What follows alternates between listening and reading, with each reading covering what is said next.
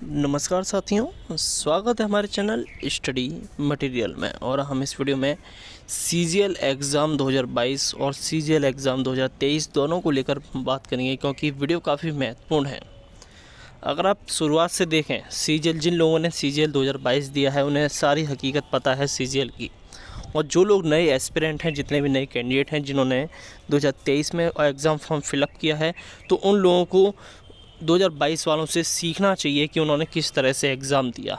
हालांकि एक्सपीरियंस खुद का भी है, हमने भी एग्ज़ाम दिया है 2022 का मेंस। तो क्या पैटर्न रहने वाला है, क्या दिक्कतें आने वाली हैं आपको, क्योंकि सीटें आप देख सकते हैं। सबसे पहले सीजीएल ने क्या किया था, 37,409 जो सीटें थी उसकी, ठीक है ना, टेंटेटिव। और उसके बाद उन्होंने सीटें कम करी, फिर वो सीटें हुई उसकी 36,002 सीटें हुई। फिर एक और नोटिस जारी किया, 36,001 सीटें कर दी। अब यहाँ पर इसकी बात करें सीजीएल 2023 की, तो इन्होंने जो विज्ञापन निकाला वो 7500 यानी 7,500 वैकेंसी हैं। टेंटेटिव इन्होंने बताया। टेंटेटिव का मतलब आपको पता होना चाहिए, जिनको पता है अच्छी बात है, जिनको नहीं पता वो सुन लीजिए।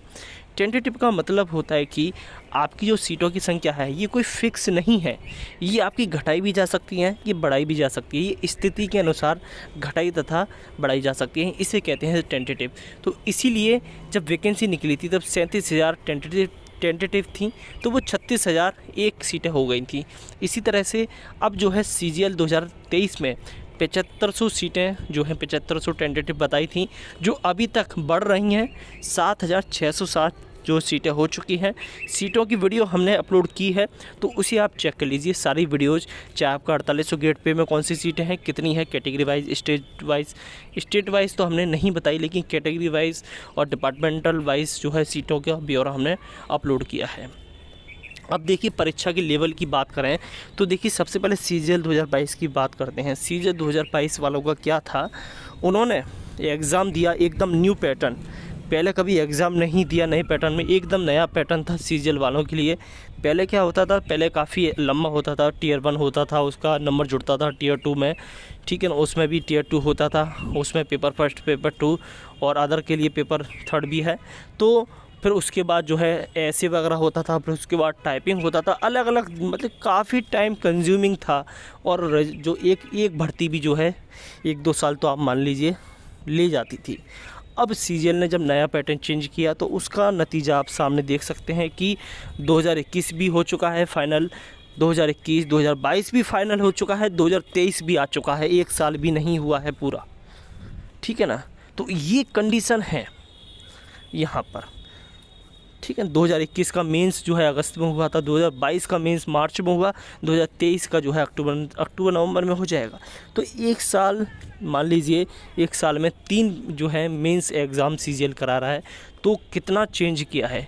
अब चेंज ये है कि एक ही दिन में अब एग्ज़ाम होगा, ये आप सबको पता है कि आपका एक ही दिन में सेक्शन फर्स्ट है जिसमें मैथ एंड साइंस में मैथ और रीजनिंग है, सेक्शन 2 इंग्लिश और जीके है, सेक्शन 3 जो है कंप्यूटर मॉड्यूल, ठीक है ना, इस कंप्यूटर और सेक्शन 4 में टाइपिंग है।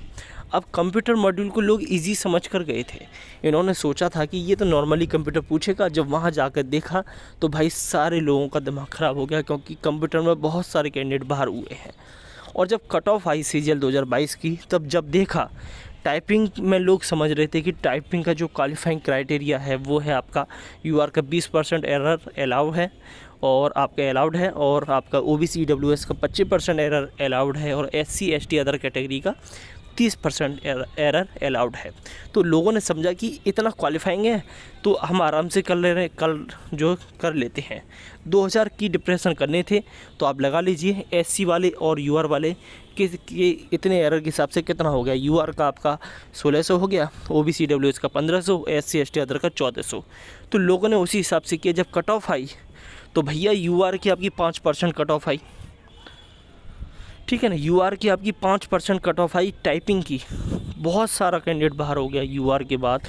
ओबीसी ईडब्ल्यूएस की भी इसकी 7% आई, एससी की भी आपकी 7% आई, जिसका किसी को भी अंदाज़ा नहीं था कि एससी की भी टाइपिंग, यानी कि टाइपिंग में तो आपको कट ऑफ का अंदाज़ा ही नहीं था, लेकिन टाइपिंग में कट ऑफ हुई। कंप्यूटर मॉड्यूल जो था उसमें भी आपकी कट ऑफ गई।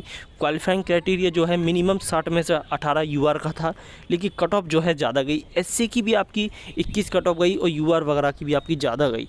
तो एक तरह से ये ले लीजिए, अब की बार आपको क्या करना है, आपको सबसे पहले टियर 1 तो देखिए सबके लिए कॉमन होता है, वो आपको पता है। टियर 2 में आपको रॉ स्कोर पर सबसे ज़्यादा ध्यान देना है, यानी कि मैथ और रीजनिंग अगर आपने अच्छा सा कर लिया, 60 क्वेश्चन आएंगे, 60 में से आपको 50 तो करने ही हैं हर हाल में, ठीक है ना।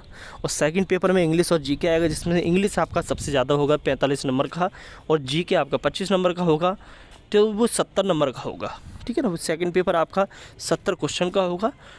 तो वहाँ पर अगर देखा जाए 70 क्वेश्चन का, तो वो आपका 210 नंबर का होगा। 210 नंबर में से आपको कम से कम 150 नंबर तो आपको लाने हैं, यानी कि इस बार जो कट ऑफ गई है उसके हिसाब से अगर मैं कहूँ तो टियर 2 में आपको रॉ स्कोर 300 रखना है। यूआर वाले के लिए कह रहा हूँ मैं, रॉ स्कोर 300 रखना है, और कंप्यूटर मॉड्यूल में आपको कम से कम 30 नंबर लाने हैं मिनिमम। और टाइपिंग में भी आपका एरर 5% से भी कम होना चाहिए, 4%, क्योंकि तब वैकेंसी ज़्यादा थी। अब वैकेंसी आप देख सकते हैं कितनी, आपकी 5 गुना वैकेंसी कम हो चुकी है। तो इसका भी प्रभाव पड़ेगा। बहुत सारे कैंडिडेट ज़्यादा नंबर होते हुए भी बाहर क्यों हो गए, क्योंकि उनका टाइपिंग में फेल थे, कट ऑफ टाइपिंग की कट ऑफ पार नहीं कर पाए, और आपकी कंप्यूटर मॉड्यूल की भी कट ऑफ पार नहीं कर पाए, चाहे उनका स्कोर 300 से ज़्यादा था। तो आपको सबको ध्यान में रखते हुए आगे बढ़ना है। तो ये चीज़ हमने आपके साथ शेयर की। अब आपकी क्या राय है वो आप हमें कमेंट करके ज़रूर बताएं। तो आज की वीडियो में बस इतना ही। धन्यवाद। जय हिंद।